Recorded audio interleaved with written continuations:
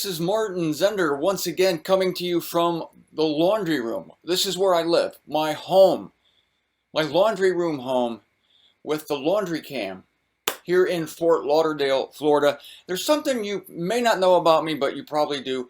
I hate bad sound. So this is driving me crazy, that this sound is terrible, that it's echoey, that I'm not speaking directly into a microphone. This is a sacrifice on my part to sacrifice quality, just so that I can be with you and talk to you here.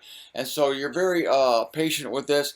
I was not able to get up to my Coral Springs studio today. Well, I could have, but Waylon and Regina have a family member staying there. And so I just can't do this when, someone's in the periphery. They said, well, we'll send her out for a few hours. And she has a baby. This is their daughter-in-law. So she has a baby, and so I do not like to disrupt other people's lives. Yeah, I do disrupt other people's lives, but I don't do it intentionally. People's lives are disrupted when they choose to listen to me. They choose to read one of my books. They choose to, watch this show. And so if your life is disrupted by the truth, and it will be, then I didn't invite it, did I? I put my material out there and you read it. But to inject myself, I just can't do it. They're very gracious there. But now, if this daughter-in-law were to just sit right next to me and stare at me, I could do the show. I have no problem people watching me. In fact, when I did my show in Pennsylvania, we had many visitors, and sometimes people would be sitting in the room as I recorded my show. As long as they're all listening and paying attention, I can do it. But if somebody's in the periphery, that's very difficult for me, you see. So anyway, that's the explanation. Maybe a couple more days of this poor sound, but forget about it. We're going to get this. I'm going to get this information to you, whether the sound is good or not. It just humbles me. That's all. Keeps me humble.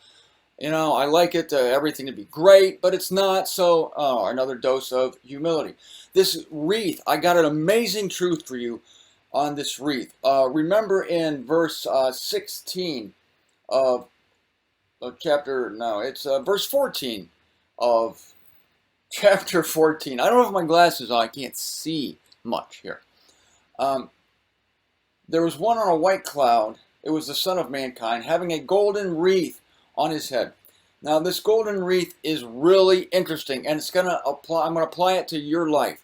All this imagery is meaningful. But this is going to help you, because it helped me when I read this.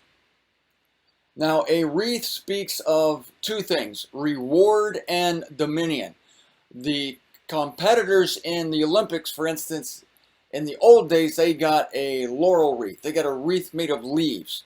Afterward, you could take it off your head, chop it up, add some onions, some celery, some tomatoes, put a little vinegar and oil on it, and you could have yourself a nice salad. And it was not worth anything monetarily, because it was just the thought of accomplishment. And that's what we have here, because Jesus Christ is an awesome position right now.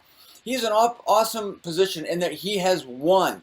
He already has the wreath, and now he's just waiting to take his power. It's like he has the ticket. Don't you feel great when you get your ticket ahead of time?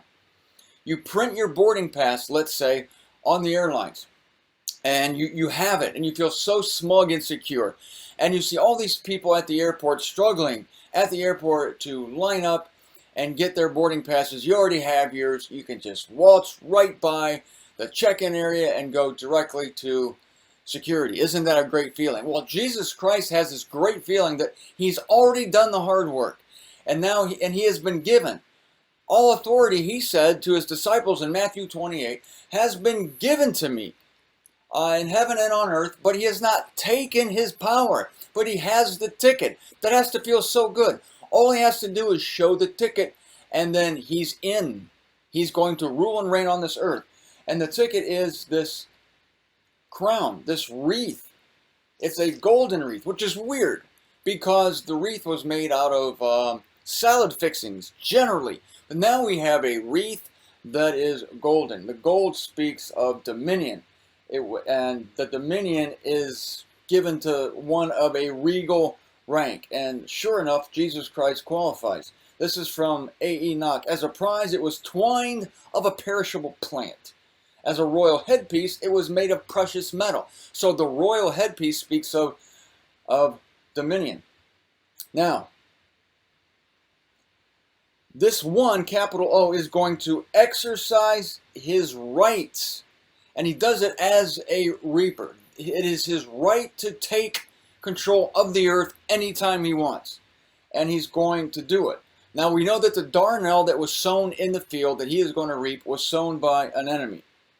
But he is going to use the sickle to deliver his chosen ones, those who are not of the 144,000, deliver them by death. That should be a review for you. So here's the great thing. There's a great contrast between this golden wreath, this trophy, and the wreath of thorns that was braided by the soldiers of Caesar. Speaking of Caesar salad, how can I make a joke at a time like this? Please, let me forget about what I just said there. So we have the first and the last times. There are only 2 times that a wreath is mentioned in the Greek scriptures.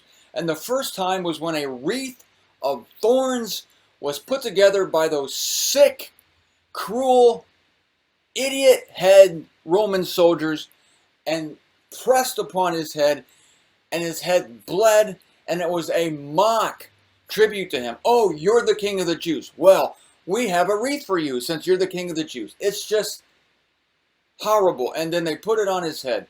And what does he do? He suffers it. He puts up with it because he knows he's going to the cross to buy the ticket, and then he's going to return with a golden wreath. But the specificity of this, that it's the only 2 times wreath is mentioned in the Greek scriptures, is awesome to me. Because he is coming to stop suffering. He's going to stop the suffering. And the first people he's going to do this for, I mean, he's already come for us by the time this takes place. By the time this reaping takes place by the one with the throne, he will have already snatched us away into the celestial realm. But I love this principle, and I'm quoting from the book because I wish I would have written this. I really do. It's so simple. It's almost like a Ernest Hemingway statement. You know, Ernest Hemingway, one of my inspirations in writing between Hemingway and Twain and Henry Miller. But Hemingway would say, "It was hot." That's a boring way to say it's hot. It's also a bold and daring way to say it is hot. Just say it is hot. That revolutionized literature. It is hot. So listen to this. Jesus Christ condescends to stoop down to earth before his glorious advent in order to stop the suffering of his saints. Stop the suffering of his saints. It is his heart's desire to stop the suffering of his saints. That's us. We're so suffering oriented because that's all we have right now. Monday, suffer. Tuesday, suffer. Wednesday, suffer. Thursday, Friday, suffer. Oh, here's the weekend. Suffer and suffer. But the day is coming when he is going to stop the suffering of his saints. He does it for us at the snatching away, and he's looking forward to it. Suffering is going to come to an end. And he's going to stop the suffering of the Israel saints by getting their heads chopped off. But it works. It's the stop of suffering. It's the cessation of suffering. I like the alliteration here. Also, you know I do. Stop the suffering. It's like a stop the suffering program that he is on. Think of it. Our suffering is going to stop. Here we are witnessing it stopping for Israel. Remember, I told you I was happy for the Apostle Paul in the movie that the Apostle Paul was in when he laid his head on that chopping block. I'm thinking he's thinking, finally, I've run the race. He announces that exultantly to Timothy. I have run the race. I have contended the ideal contest. And now there awaits for me the wreath of righteousness. I don't think does he say wreath there? That must be another reference to wreath. Does he say wreath there? I'll have to check that out. I'll have to double check on that, see how many times specifically. All right, live Bible study, sure, why not? Hang on a second. You can look at this poster of South Beach over here while I get that. No, you can't because I'm going to have to let go. Hang on. Wreath. And I'm going to tell you what, you know what, I don't have time to do this study because I need to tell you why the specificity of this. I'll have that ready for you tomorrow. On the other hand, I might not, but is that it was specifically a wreath of thorns, and it's specifically a golden wreath. So that's just one thing. Think of the other humiliations Christ had. His back, he was scourged, he was spit on, he was nailed to a cross. His wrists were damaged, his feet were damaged, and his head was damaged by this wreath. Now this has been traded in, but this is the only thing that has been mentioned. So I'm thinking now, I'm not getting this from the book, this is just me, that for the specific point that the finger was pressed upon, or the discipline, or the whatever, the pain, the suffering that was necessary was pressed upon by God, that very thing will be transformed. There will be an act of divine alchemy upon that very thing that will change a wreath of thorns into a golden wreath. You see, it's still going to be like a wreath. And so his hands, his wrists, where the nail prints went in, not the hands. You remember that stupid Catholic priest who had they call it stigmata. He has this miraculous issue of blood from the palm of his hand. Nobody was crucified here, folks. You can't support the weight of it. Anyway, so our Lord is going to somehow it's going to be overcompensated on his wrists, on his back. There's going to be an overcompensation so that the most glowing, the most vibrant parts of his being will be those parts that were injured. His wrists are going to glow. Quote me on this. You can quote me on this. Look for it. When he appears, watch for glowing wrists, a glowing back. Wherever some bad thing happened to him, it's going to be overcompensated by God. We see this in the natural realm. When you break an arm, at that specific spot, the body overcompensates for it. It says, we're going to make up for you, for you. Sorry about your luck here. You broke your arm, and so we're going to send extra nutrients, extra white blood cells, extra proteins, whatever, into that spot. So our Lord's head and his wrists and his back and his feet are going to be vibrant. Apply this to yourself now.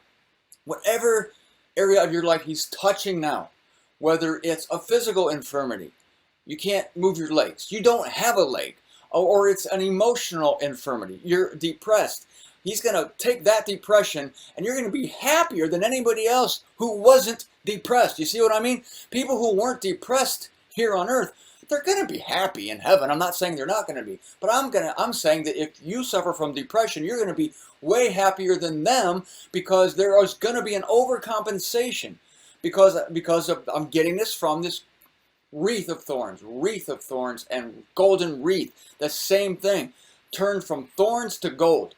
That's quite a contrast, I would say. Thorns, gold. Thorns, gold.